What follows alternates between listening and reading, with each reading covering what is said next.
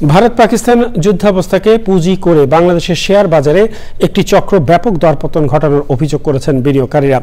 অভিযোগে অল্প দামে শেয়ার হাতিয়ে নিতেই তাদের এই কারসাজি। বিশ্লেষকরা বলছেন, ভারত পাকিস্তানের বর্তমান অবস্থায় বাংলাদেশের অর্থনীতি ও শেয়ার বাজার কোনো প্রভাব পড়ার কথা নয়। বিষয়টি খতিয়ে দেখার পরামর্শ দিয়েছেন তারা। পরাগ আজিমের রিপোর্ট। ভারত পাকিস্তান যুদ্ধের খবরে বুধবার লেনদেনের শুরু থেকেই দরপতন ঘটতে থাকে বাংলাদেশের শেয়ার বাজারে।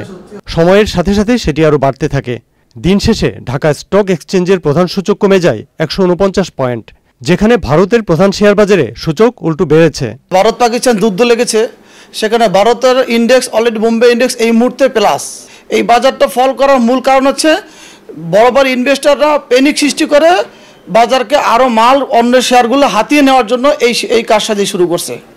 এটা বিনিয়োগকারী এই মুহূর্তে আতঙ্ক হওয়ার কোনো কারণ নাই। দেখবেন প্রধান উপদেষ্টা মিটিং করছে, এখন এই সুযোগে যদি কিছু শেয়ার হাতিয়ে নেওয়া যায় তা বেটার। বাজার পড়ার কোনো কারণই নাই।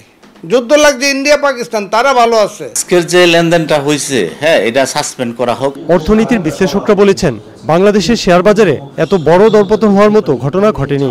দেশের বর্তমান স্থিতিশীল অর্থনীতিতে এটি মানানসই নয়।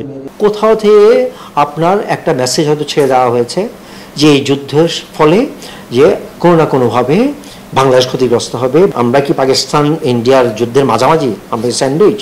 আমরা স্যান্ডউইচ না, আমরা তো অ্যাপার্ট ফ্রম এভরিথিং। তাহলে কেন এই প্যানিক সৃষ্টি করে আপনার অনেকেই ছেড়ে দিচ্ছে?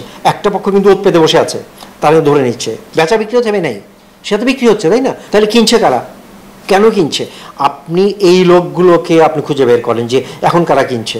শেয়ার বাজারে এ ধরনের সুযোগ নেওয়ার প্রবণতা চিরতরে বন্ধ করা উচিত বলে মন্তব্য করেন অধ্যাপক আশরাফ। পরাগ আজিম, চ্যানেল আই, ঢাকা।